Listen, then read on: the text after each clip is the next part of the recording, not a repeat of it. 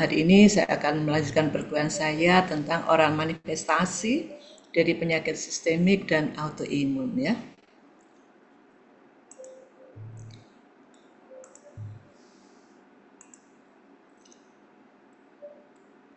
Apakah bisa dilihat? Sudah? Kelihatan? Sudah, Prof. Sudah ya? Baik, saya mulai saja. Ya, bahwa oral manifestasi adalah gambaran suatu penyakit, apakah itu sistemik atau autoimun, yang ada di rongga mulut. Kita tahu bahwa rongga mulut itu terdiri dari ada gigi, ada mukosa, rongga mulut, di mana kondisi gigi dan mulut ini mencerminkan kondisi kesehatan kita secara umum. Ya. Dan yang penting adalah port the entry, jadi pintu masuk utama untuk dua sistem penting di dalam tubuh, yaitu fungsi fisiologis sebagai pencernaan dan pernafasan, semua melalui rongga mulut kita ya. Nah, adanya infeksi di rongga mulut ini mencerminkan adanya atau mempengaruhi kesehatan secara sistemik, secara umum gitu ya. Yang dimaksud dengan penyakit sistemik adalah gejala penyakit pada salah satu organ yang berkaitan dengan sistem metabolisme tubuh di sini. Ya. Dan menjadi salah satu faktor predisposisi timbulnya kelainan di mukosa rongga mulut. Jadi adanya manifestasi oral dari penyakit sistemik ini merupakan tanda dan gejala penyakit yang terjadi di tempat lain di tubuh yang dapat terdeteksi di rongga mulut. Ya.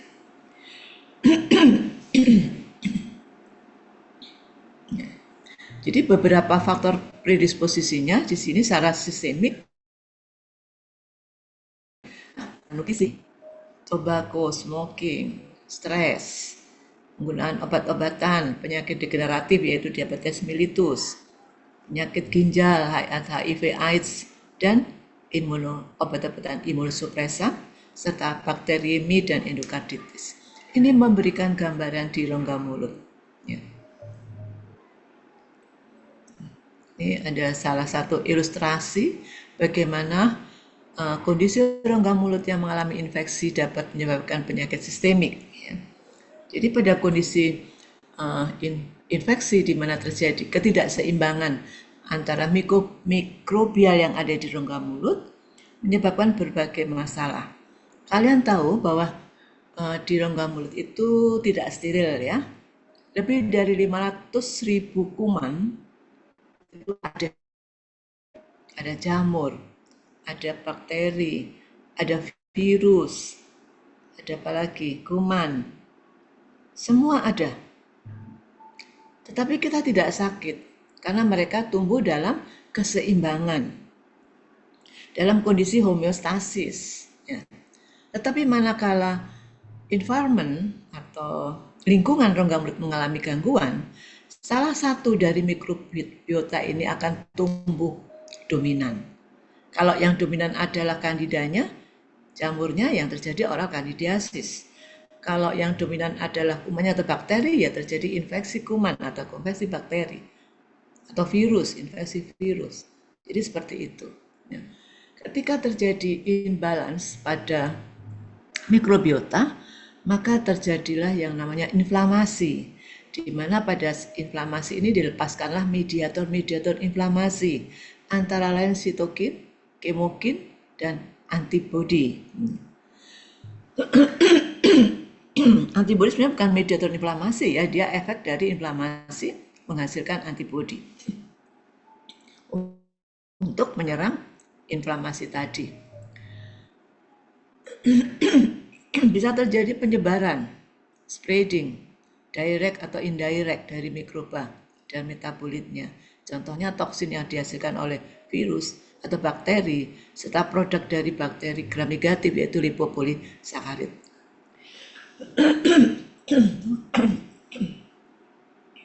Kesemuanya ini berkontribusi terhadap inflamasi sistemik, kemudian terjadi bakteriemi, di mana kuman-kuman ini masuk ke dalam pembuluh darah, mengikuti pembuluh darah di mana dia mengalir, terjadilah systemic disease.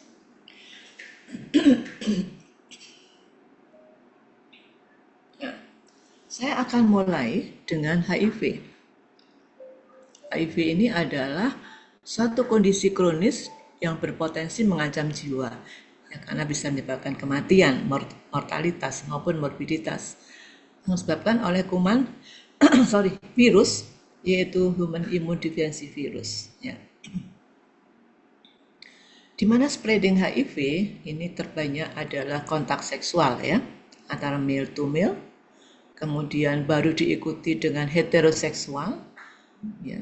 Selanjutnya drug injection drug use, ya. Jadi yang terbanyak adalah kontak seksual spreadingnya. Atau fisiologinya bahwa pada HIV ini menyerang limfosit T, khususnya T helper atau CD4, ya. Nama lainnya seperti itu. Virus akan berikatan dengan T helper. Kemudian masuk ke tubuh, dia bisa masuk ke tubuh melalui darah dan permukaan mukosa. Baru ke jaringan limfoid, dan dia replikasi di dalam sistem imun.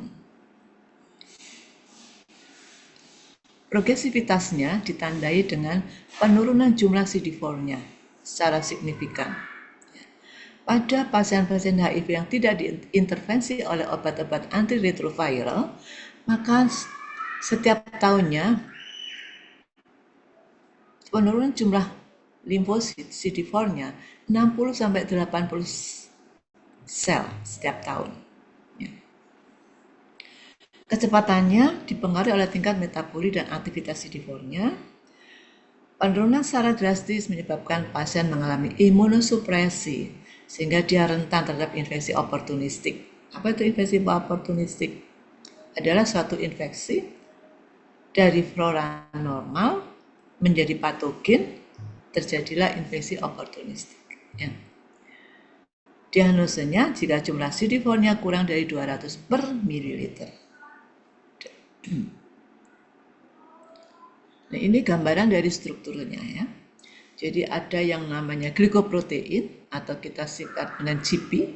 GP ada glikoprotein 120, 41, 17, 24, banyak sekali untuk glikoprotein yang ada pada envelope daripada virus. Ya, kalau B32 untuk enzim integrase, ya. Dan enzim protease dikode oleh GP10. Sedangkan sini juga ada MHC protein serta ada enzim reverse transkriptase yang merupakan protein 64. Ini suatu enzim yang sangat dibutuhkan oleh HIV virus untuk integrasi ke dalam DNA host. Materi genetiknya ini adalah RNA, bukan DNA. Jadi virus HIV adalah virus RNA. Mekanisme ikatannya ketika proses entry-nya ada 3 tahap, itu dia berikatan virusnya dengan CD4, aktivasi dan fusi.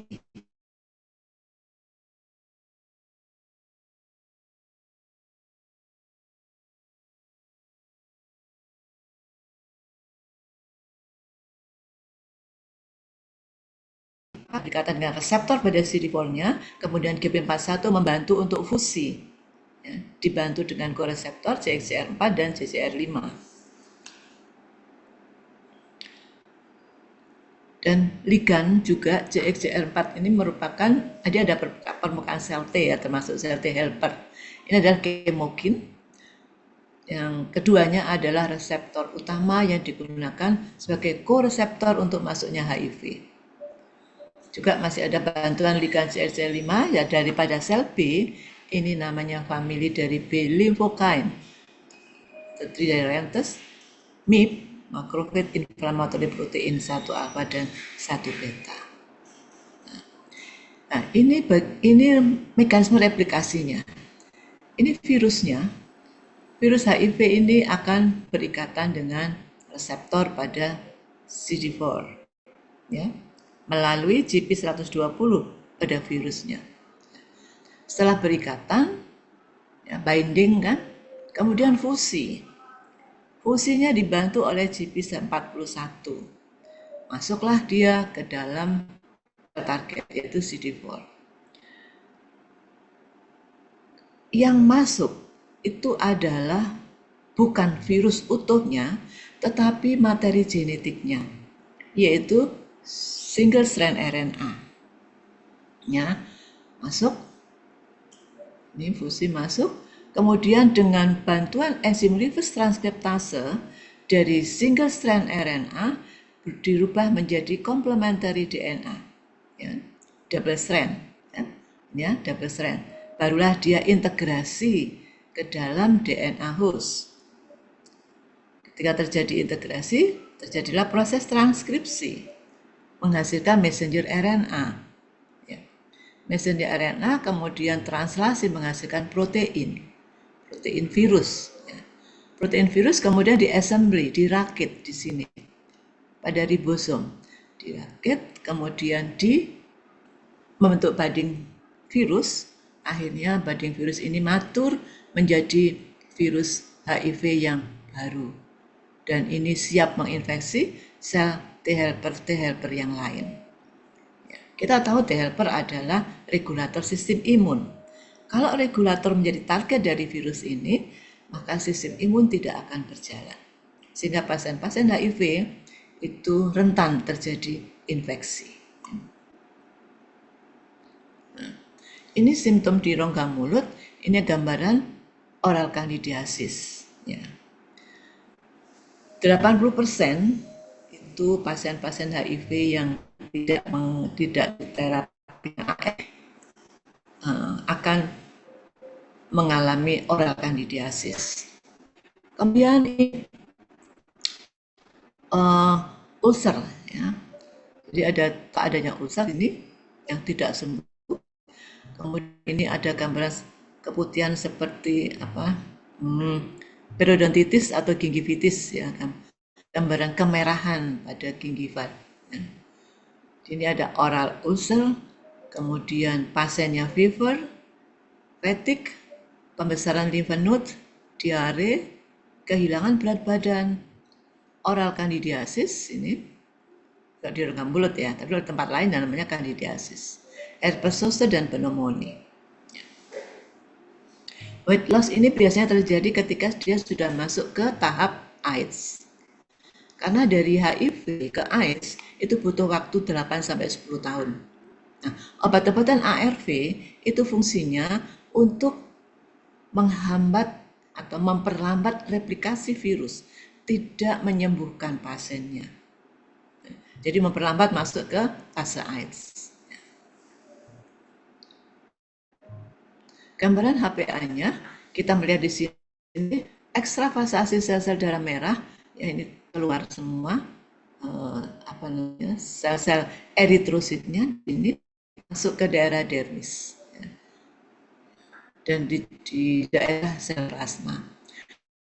Dicek adanya ini warna kecoklatan ini adalah atau ini butiran-butiran hemosiderin dan bentukan bahan hialin ini yang warna merah muda ini, ya, warna merah pucat ini. Dan juga ada proliferasi pembuluh darah yang sangat banyak di sini. Ini ditemukan pada Kaposi sarkoma, ya, kanker pada pasien HIV.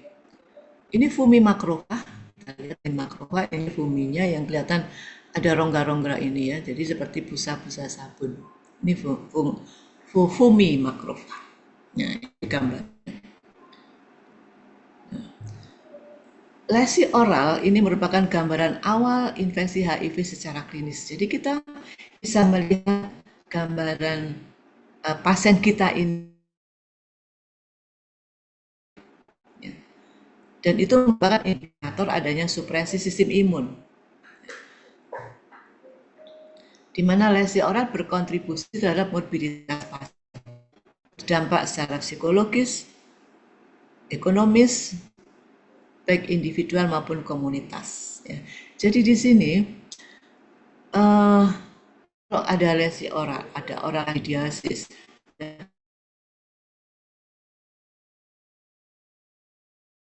mengganggu fungsi makan, intake nutrisi itu mengalami gangguan. Ya. Padahal pasien HIV butuh nutrisi untuk meningkatkan sistem imunnya. Nah, itulah tugas kita sebagai dokter gigi. Nanti ketika kalian menemukan pasien HIV, tugas kalian adalah hanya memperbaiki kondisi oralnya, menyembuhkan lesinya, menyembuhkan oral candidasisnya, ya, sehingga mereka bisa makan, intake makanan bisa masuk dengan sempurna pada pasien HIV. Tetapi yang menyembuhkan HIV-nya bukan kita. Kita membantu di dalam memperbaiki kondisi rongga mulutnya. HIV-nya adalah tugas para dokter penyakit dalam, yang penyakit dalam tropis yang berkecimpung di HIV, gitu ya. Kemudian komponen-komponen sekretory rongga mulut yaitu seperti imunoglobulin A, lisosim, host defense protein seperti katalisidin, bedefensin, histatin ini mengalami penurunan pada orang-orang HIV. Padahal itu semua adalah sistem imun pada mukosa rongga mulut. Lesi sebagai gambaran klinis awal HIV dan lebih 90% ini ditemukan pada di oral.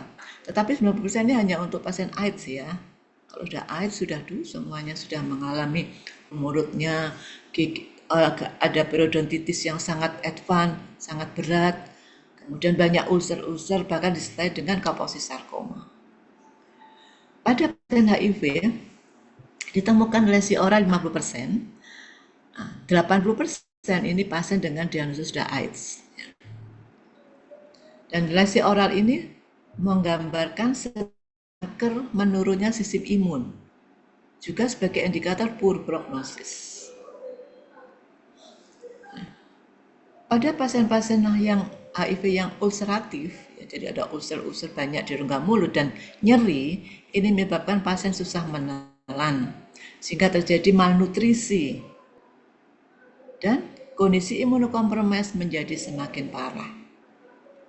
Nah, tugas kita adalah menerapi lesi-lesi di mulut secara dini supaya pasien tidak jatuh ke arah imunokompromis yang cenderung ke arah imun defisiensi.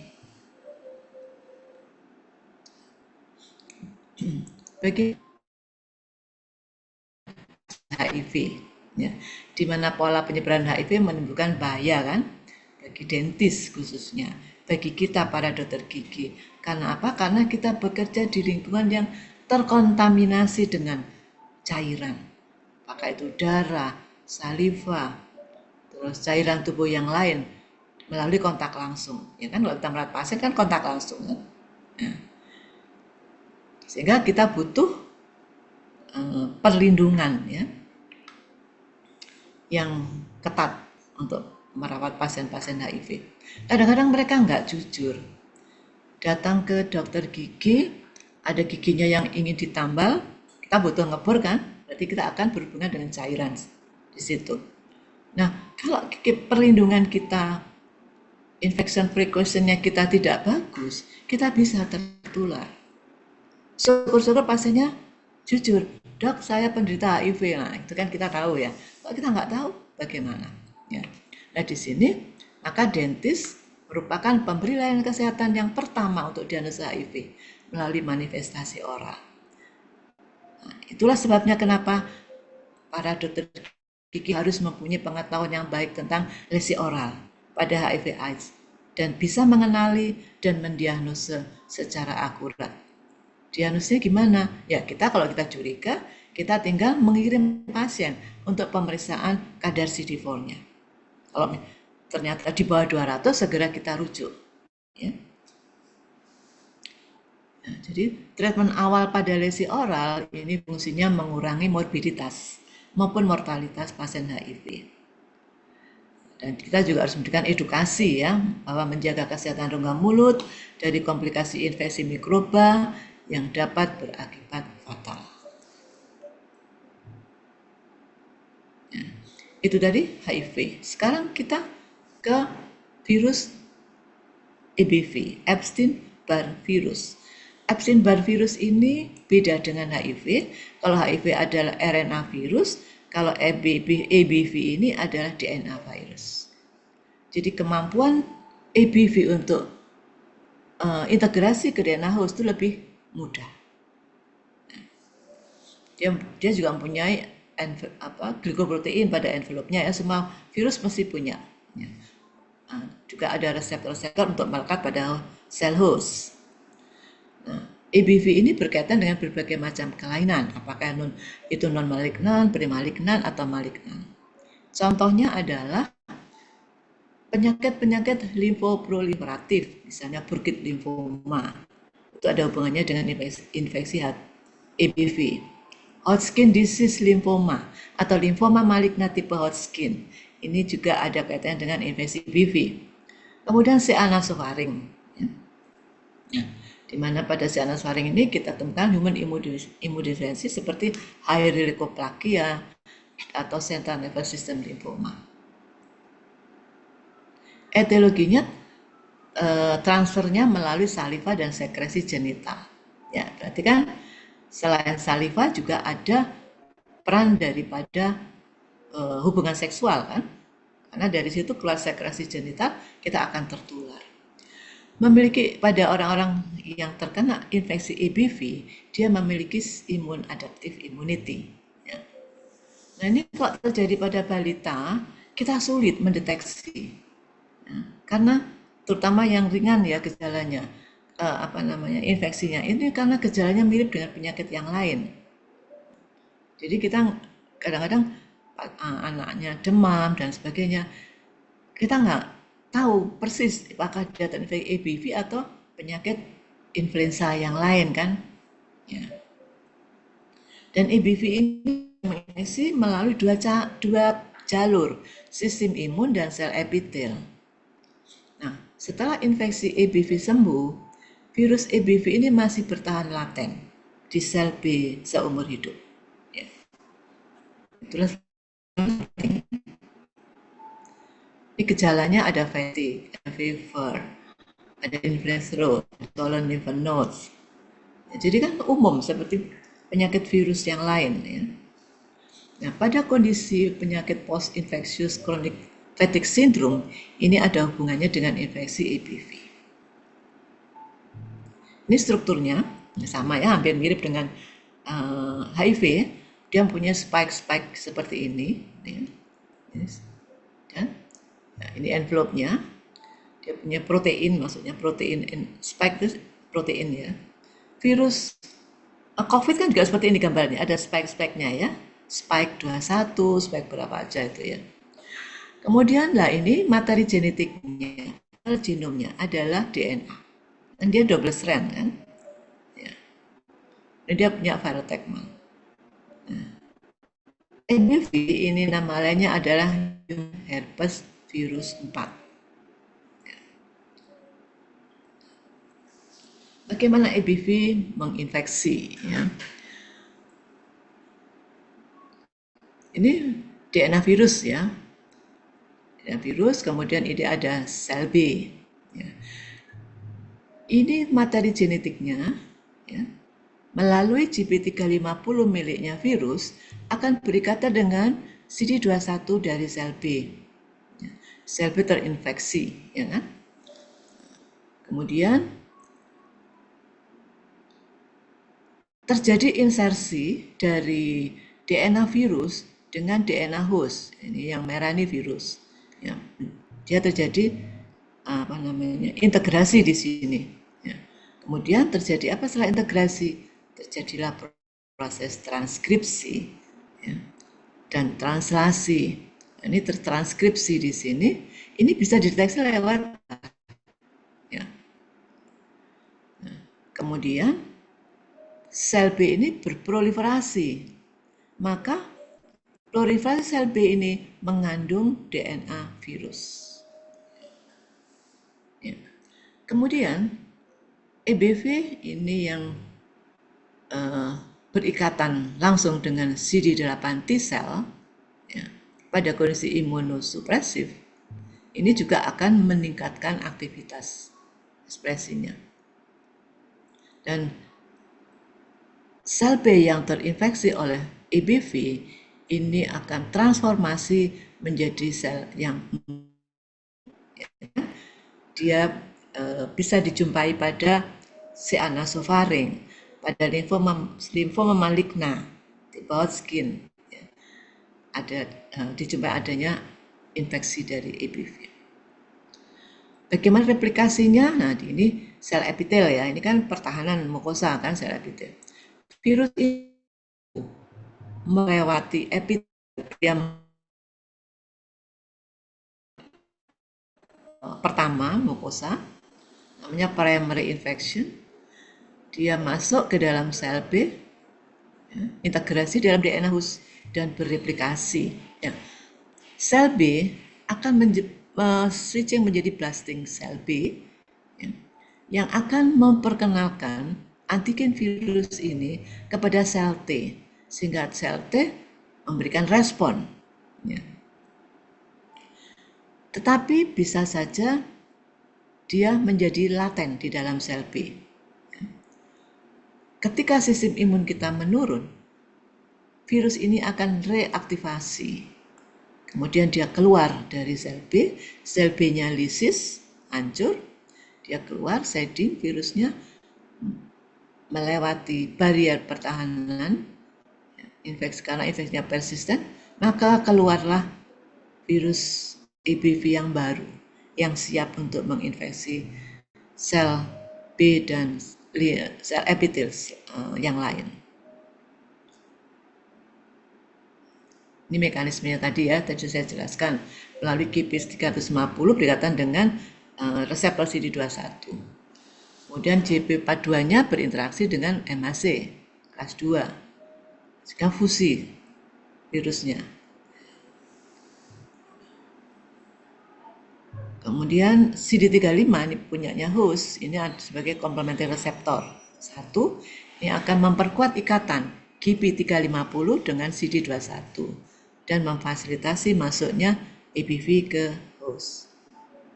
Ya, ini ya. Ini struktur virusnya. Ini ada glikoprotein 350 yang nanti akan berikatan dengan CD21 pada sel B. Peran G42 ini memperkuat ikatan GP350 dengan CD21. Dan ada reseptor yang akan bisa berikatan dengan MHC kelas 2 miliknya sel host. Juga ada peran dari B-cell reseptor, CD40 adanya koreseptor, baru virus ini bisa fusi ke dalam sel B. Kalau yang ke sel epitel, dia melalui peran reseptor BMRF2 yang berikatan dengan alfa beta 1 integrin yang ada pada sel epitel. Dan peran GL dan GP110 ini memperkuat ikatan untuk integrasi atau masuk atau fusi ke dalam sel epitel. Jadi ada dua pathway. Sedangkan ini masih dalam tanda tanya untuk sel T. Jadi untuk masuk ke epitel ya melalui interaksinya dengan sel beta 1 integrin. Interaksi dekat dengan alfa 5 beta 6, alfa beta 8 yang ada pada integrin. Kemudian terjadilah fusi. Sedangkan GP42 ini membantu untuk masuknya ke dalam sel epitel sama seperti ke dalam sel B. Sedangkan yang 10 ini meningkatkan efisiensi EBV untuk menginfeksi sel. Nah, ketika masuk ke dalam sel, kapsisnya hancur, sehingga yang masuk hanya materi genetiknya, yaitu DNA-nya. Klinisnya, ya, di rongga mulut tampak adanya gambaran white color, warna putih yang corrugated, jadi bergelombang, gitu ya. Plak putihnya itu bergelombang. mirip gelombang ya. Ini pada daerah lateral badan dari lidah ya di sini. Ini hubungan Epstein-Barr virus dengan berbagai kelainan. Pada multiple sclerosis, herpes, Burkitt lymphoma, inflamasi pada bowel disease, kanker nasofaring, gastric cancer, hepatitis maupun limfoma makin. Nah, ini HPA-nya. Di sini kita melihat banyak sekali infiltrasi dari sel-sel B, fenotip dari sel B. Ada yang kecil, ada yang besar, dan yang besar ini memiliki ya, morfologi mirip Red Steinberg, sel Red Steinberg yang kita jumpai di dalam limfoma maligna Hodgkin. Ya. Ini atau ini. Ya. Ini kalau kita besarkan ini kelihatan ya. Ya. Ini ya. Ya. Nah, untuk memperkuat diagnosanya kita bisa melakukan pemeriksaan in situ hibridisasi, ya, di mana tampak sel-sel atipik yang terinfeksi oleh virus yang berwarna coklat, ya, ini positif, sel ini terinfeksi oleh virus EBV, ya. Sedangkan yang biru ini negatif, sel yang sehat yang tidak terinfeksi oleh virus EBV, ya. Kemudian penyakit kardiovaskular atau penyakit jantung, ini penyebab utama kematian secara global. Ini disebabkan oleh berbagai hal, antara lain seperti sumbatan pada pembuluh darah jantung, keradangan, infeksi, atau kelainan bawaan. Ya. Dan kondisi ini menghambat aliran darah menuju jantung sehingga suplai oksigen dan nutrisi di otot jantung mengalami penurunan. Hubungannya bagaimana dengan rongga mulut? Kuman-kuman di rongga mulut merupakan kontribusi terjadinya gangguan pada jantung. Contohnya pada Ebola, Porphyromonas gingivalis, Falciparum nucleatum, Tifositia. Dan peningkatan daripada kuman-kuman ini menyebabkan peningkatan ROS. Akibatnya antioksidan menurun kan? Kemudian di rongga mulut, kuman-kuman tadi melepaskan lipid peroksidasenya, peningkatan 8 isoprostan, peningkatan MDA, sehingga menyebabkan periodontal disease. Ya. Nah, ini di darah kita bisa mengecek antioksidannya, penurunannya, atau peningkatan endotoksinnya. Dan ini berkontribusi pada cardiovascular disease. Ya. Jadi kuman-kuman ini ikut aliran darah, bakteri ya, masuk ke pembuluh darah jantung sehingga terjadi keradangan pada jantung. Ya, etiologinya penyebab utama endokarditis ada infeksi bakteri, kuman, jamur di rongga mulut, masuk melalui aliran darah. Nah, ketika terkontaminasi oleh mikroorganisme rongga mulut tadi, maka orang tersebut akan menyebabkan rentan terhadap infeksi endokarditis. Jadi di sini kesehatan gigi dan mulut yang buruk atau oral hygiene yang buruk meningkatkan risiko terjadinya penyakit kardiovaskuler, termasuk serangan jantung dan stroke. Ya.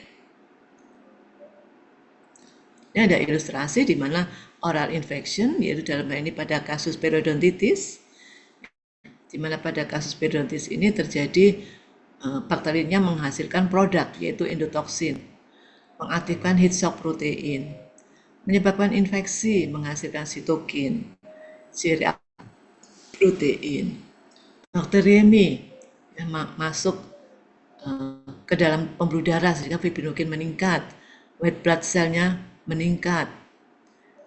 Pada kuman-kuman sanguis, P. gingivalis, ini menyebabkan agar di platelet. Dan yang Pak Advan terjadilah hilangnya gigi, ya. Kemudian terjadi aktif dari sel-sel mononuklear karena adanya hiperinflamasi, maka monofenotip mengalami hiperaktif.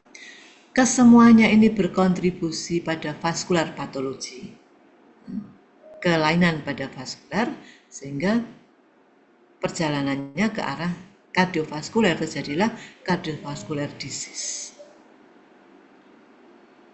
Ini contoh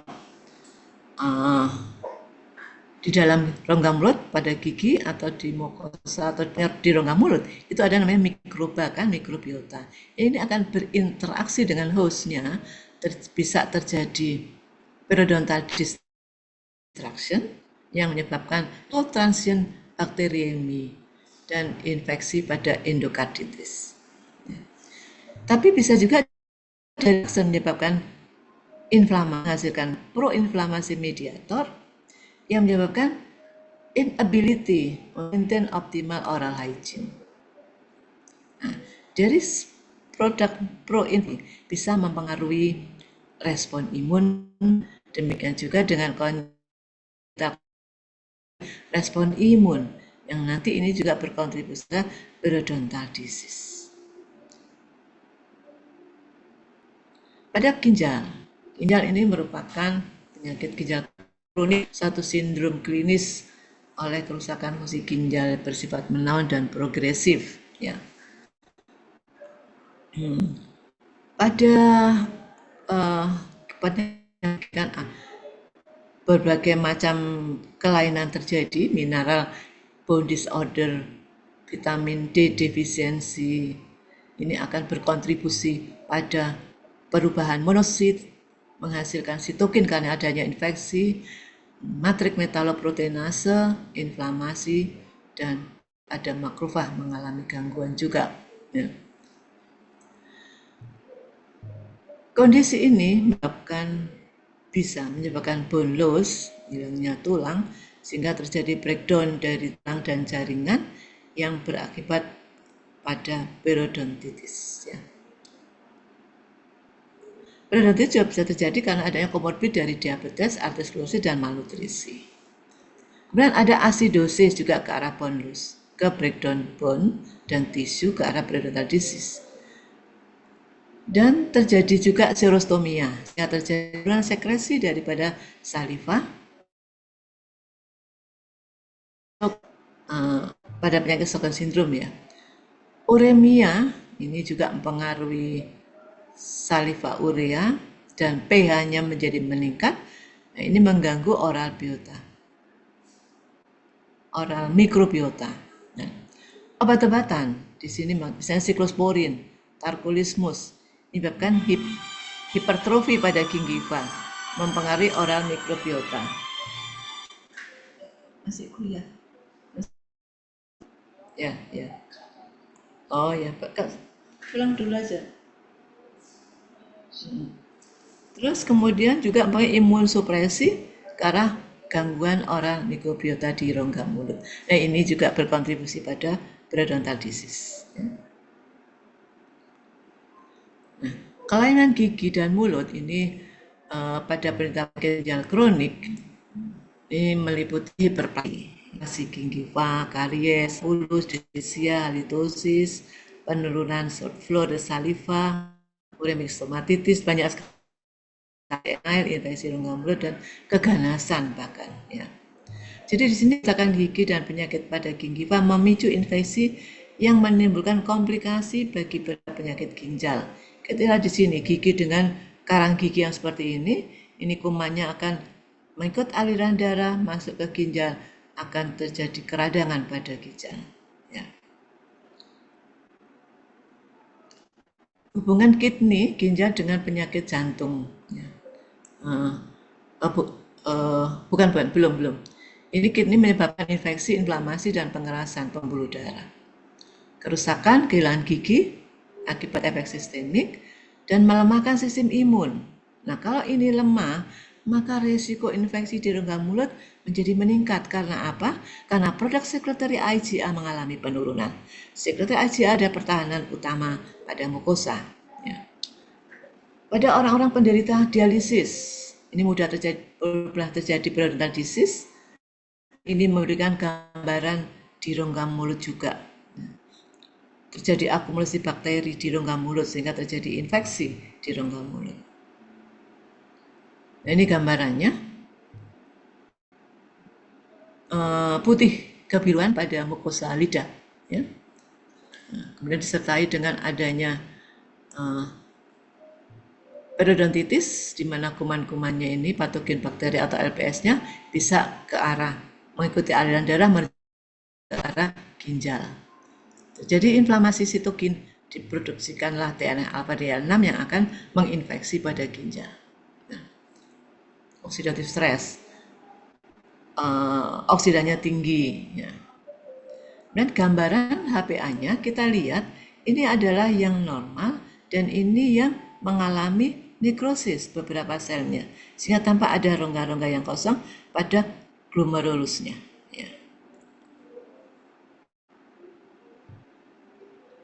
Selanjutnya DM, diabetes mellitus. Ini penyakit degeneratif ya, tetapi juga di mana sistem kekebalan tubuh menyerang dan menghancurkan sel pankreas yang menghasilkan insulin.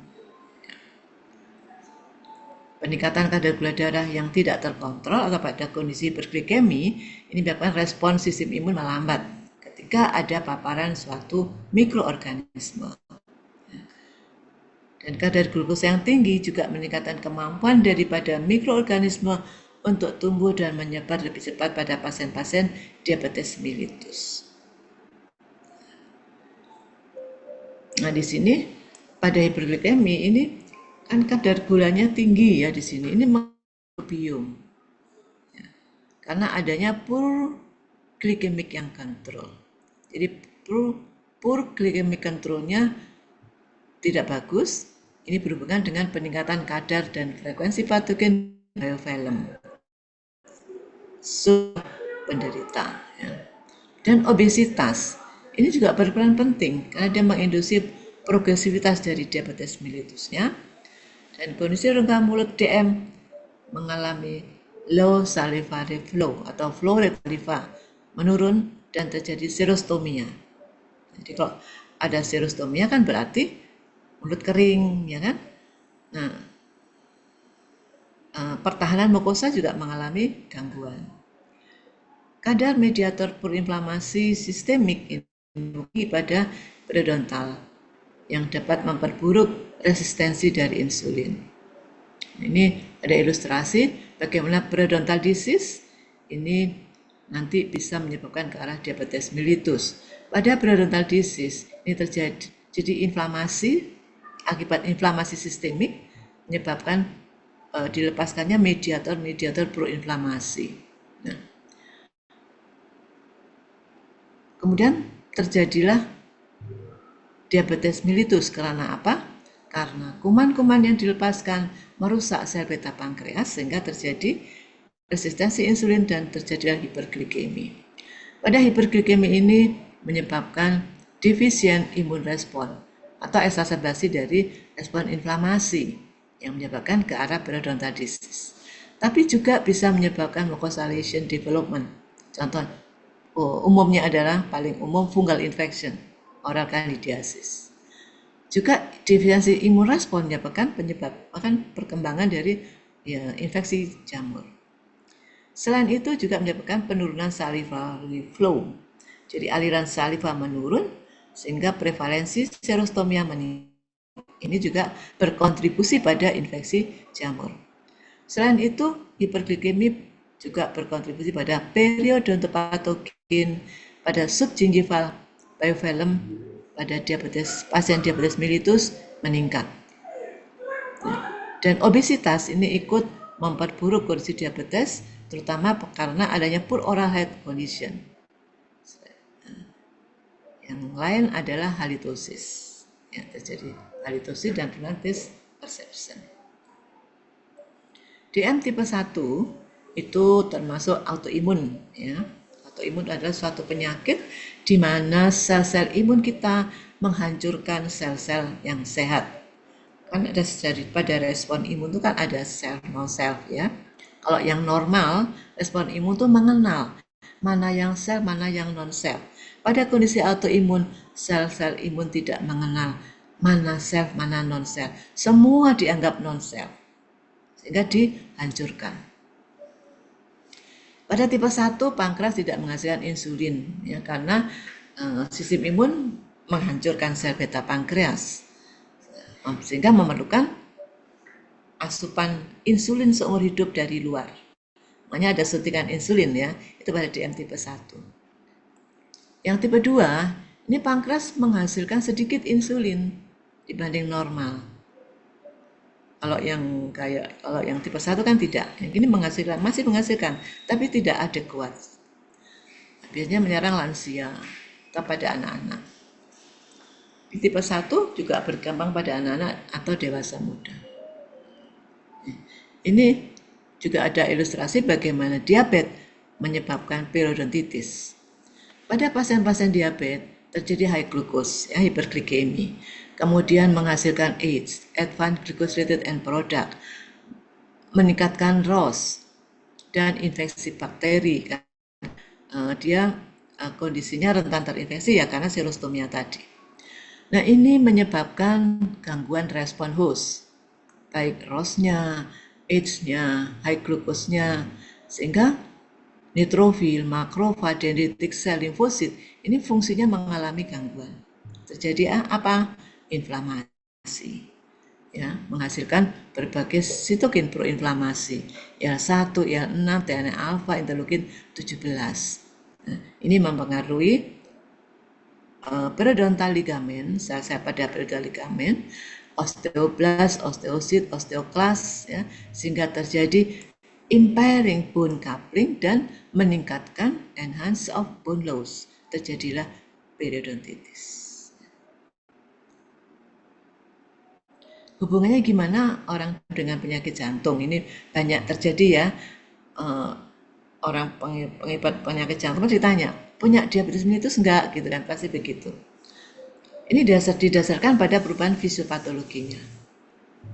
Disfungsi endotel, ini pada diabetes mellitus kan terjadi disfungsi endotel dan gangguan hemostatik menyebabkan tingginya risiko coronary artery disease. Dan terjadi mikroangiopati kan, mikrokardial fibrosis, metabolisme miokardial yang abnormal, ini merupakan patogenesis dari kardiomiopati DF. Dan glukosa yang tinggi banyak menempel pada sel-sel darah merah, terakumulasi di sana. Nah, ini menyumbat dan merusak pembuluh darah yang membawa darah dari jantung dari jaringan ke jantung atau dari jantung ke jaringan. Dan hiperglikemi juga menyebabkan pembuluh darah menjadi rusak. Akan terjadi mikroangiopati ya, dan terjadi komplikasi pada penyakit jantung. Ini ada ilustrasi yang agak ruwet di sini. Faktor risiko, usia, alkohol, genetik, hiperlipidemia, hypertension, male sex, obesity, STS, smoking, ini, stres dan sebagainya ya. Ini merupakan faktor risiko, di mana itu menyebabkan terjadinya gangguan di rongga mulut, oral hygiene yang tidak bagus menyebabkan terjadinya plak yang membentuk biofilm. Ya. Biofilm ini tempat untuk banyak sekali berbagai tipe kuman, jamur, virus ada di sana. Nah, ini menyebabkan disfungsi daripada sistem imun dan hiperinflamasi. Kondisi ini menyebabkan overekspresi dari mediator proinflamatory kronis. Contohnya IL-6, TNF alfa, IL-1 beta ini tinggi ekspresinya. Nah, ini gangguan pada liver sehingga liver mengalami memproduksi, terjadi infeksi kan, memproduksi mediator inflamasi, CRP, C-reaktif protein, amyloid A, dan fibrinogen, di mana kesemua ini berkontribusi pada hiperglikemia. Dan pada kondisi ini kan gambarnya seperti ini ya, terjadi periodontitis. Nah, juga ada pada periodontitis terjadi defek neutrofil, baik adherensnya, apoptosisnya, maupun kemoksisnya. Ya. Nah, IL-6, TNF alfa, IL-1 beta, produk dari sitokin proinflamasi, selain ke arah liver, juga menyebabkan insulin resisten karena dia merusak sel beta pankreas. Ya, jadi overekspresi ini merusak sel beta pankreas, terjadilah hiperglikemi. Hiperglikemi menyebabkan defek daripada neutrofil yang berkontribusi juga pada periodontal disease. Nah, pada hiperglikemi ini,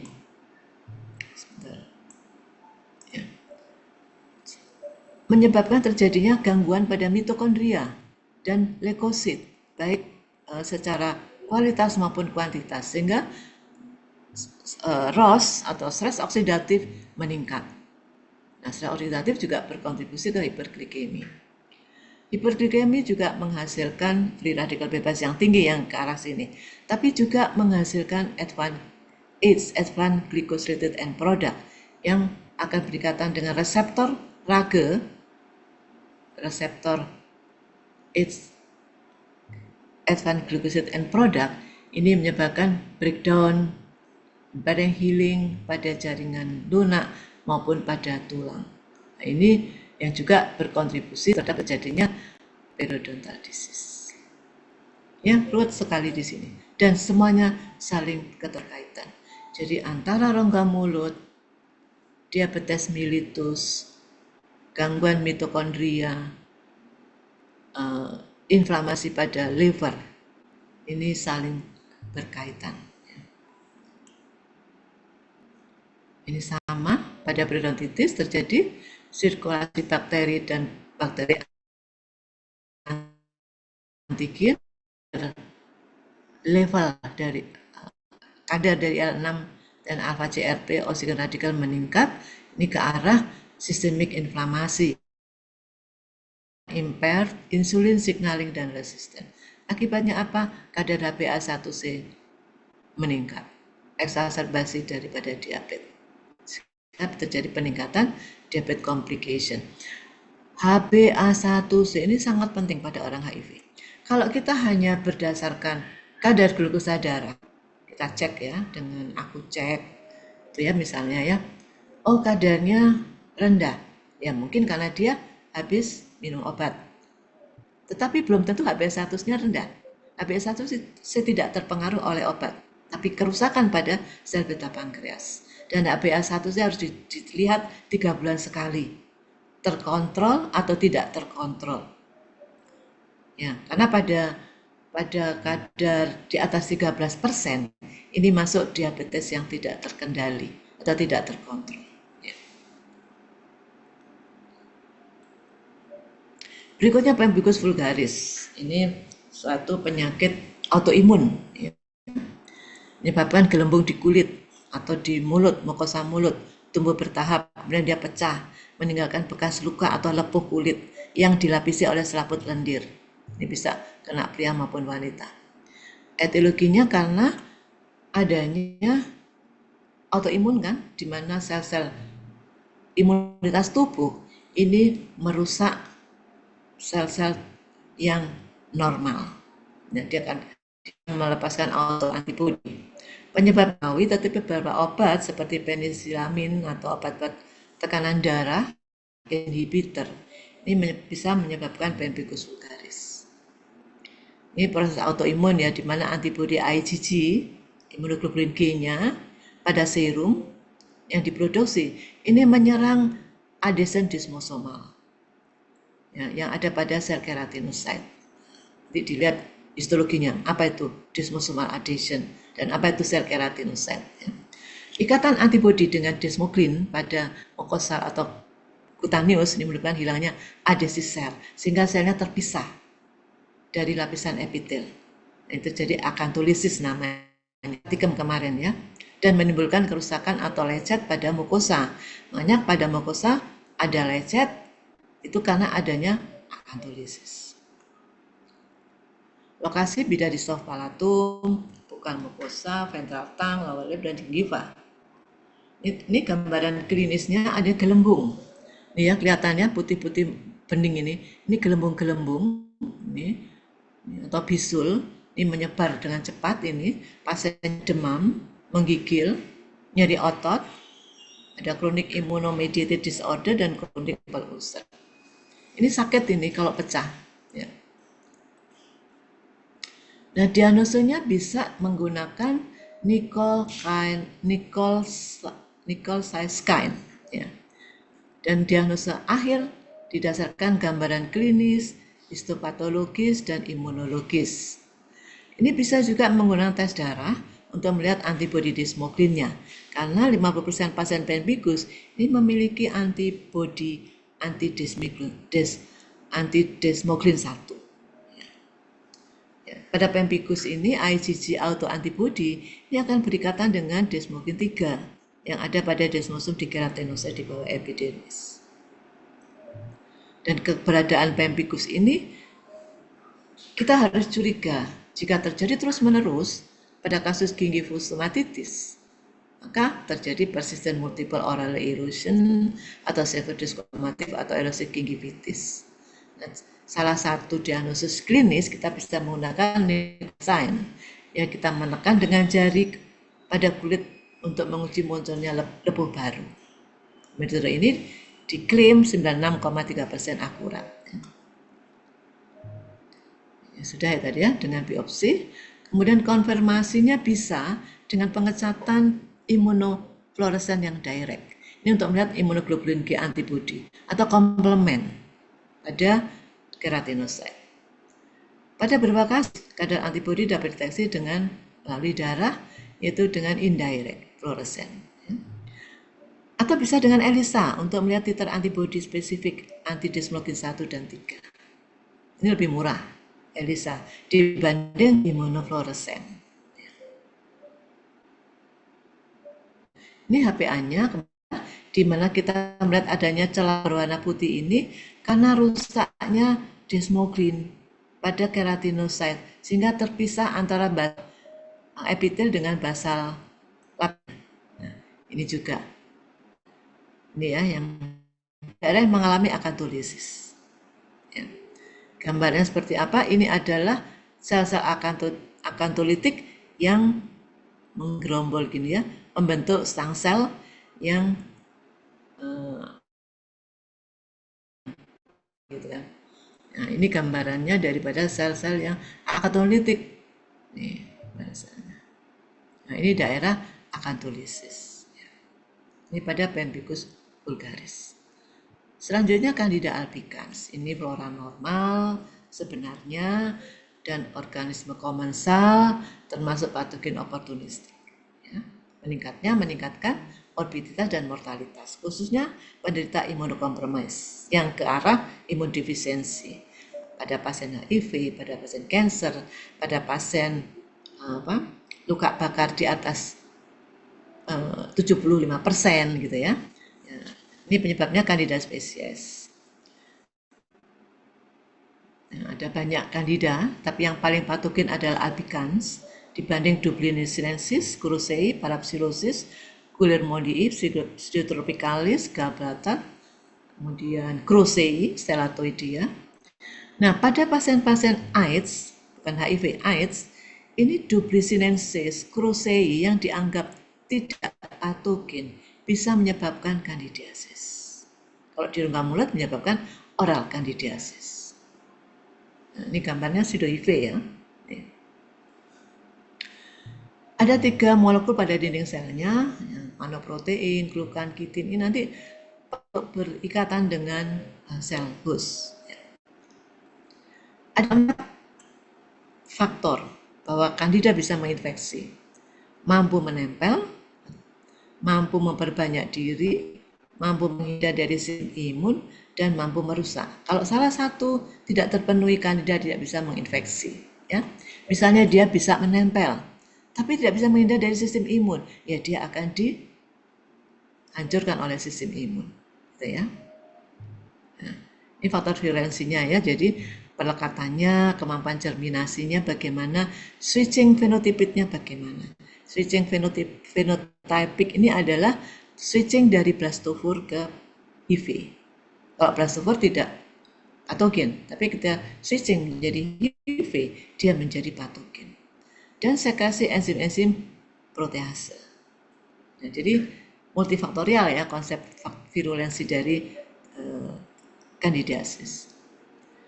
Nah, ini juga meliputi immunological status daripada hostnya. Dan faktor virulensi bisa memicu imunoresisten. Virulensi bergantung pada adhesi sel permukaan yang memicu pengenalan sel pada host dan juga enzim-enzim protease yang dilepaskan oleh Candida. Ini klinisnya, warnanya kuning keputihan, ini di rongga mulut, ini di mukosa pipi putih, dan ini bisa dikerok. Ini kalau dikerok maka akan terjadi perdarahan. Ya. Kalau ini bisa dikerok berarti ini bukan leukoplakia kan? Berarti ini candidiasis. Nah, pada candidiasis ini ada soreness atau burning, rasa terbakar. Kemudian cotton-like sensation, ada rasa kapas di rongga mulut. Mulut kering, kulit pecah-pecah, kesulitan menelan, rasa tidak enak, dan kehilangan rasa. Kenapa? Karena di lidah ini kan ada papila-papila ya, yang berfungsi untuk alat pengecap. Ini tertutup oleh pertumbuhan kandida, sehingga kita tidak bisa merasakan ini rasa pahit, asin, manis, atau asam, tidak bisa. Jadi semua makanan yang masuk rasanya hambar, sehingga dia kehilangan rasa. Ini faktor risikonya ya. Antibiotik, broad spektrum jangka panjang, poor oral hygiene, smoking, danger, dan salivary gland hypoxia. Ini ya, faktor sistemik. Contoh kalau fisiologi ya usia, kehamilan atau kelainan endokrin, definisi nutrisi, malignansi, dan perubahan sistem imun. Sedangkan yang lokal, pemakaian protesa, perubahan epitel seperti atrofi, hiperplasi, displasia, atau perubahan pada saliva baik kuantitas maupun kualitasnya. Diet karbohidrat tinggi, perokok, dan flora komensal. Artinya flora komensal yang berubah menjadi patogen. Ini interaksinya. Dia dalam bentuk yeast, blastopore, tidak menginfeksi. Ini sel epitel ya. Tapi ketika dia menjadi HIV, maka terjadilah ikatan reseptor-reseptor khusus dengan Candida, misalnya ekaderin berikatan dengan ALS3P-nya albikan. Kemudian beta-glukannya pada dinding albikan berikatan dengan EPA2. Terjadilah transagglutinase action, maka dia akan menekan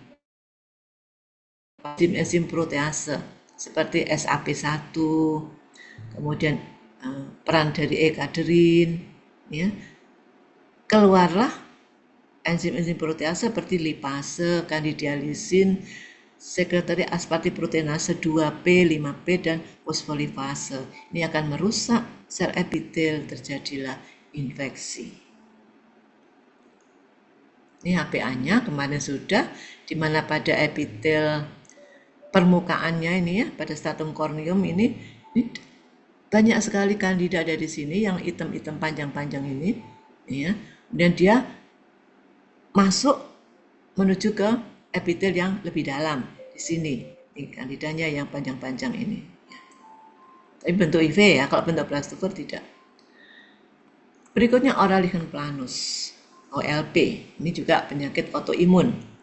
Ini pada penyakit dermatosis sebenarnya, tapi dia memberikan manifestasi di rongga mulut.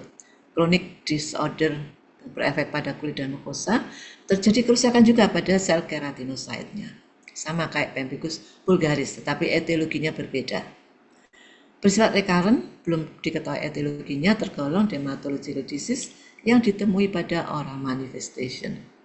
Ini klinisnya, lesinya putih menyebar pada bukal mukosa, simetris ya, kanan kiri, bentuknya seperti jala. Jadi warna putih tadi seperti jala, tapi rata ya dengan mukosa. Dipicu oleh faktor eksogen, dental material, obat-obatan tertentu, virus, trauma, yang dianggap sebagai sel antigen.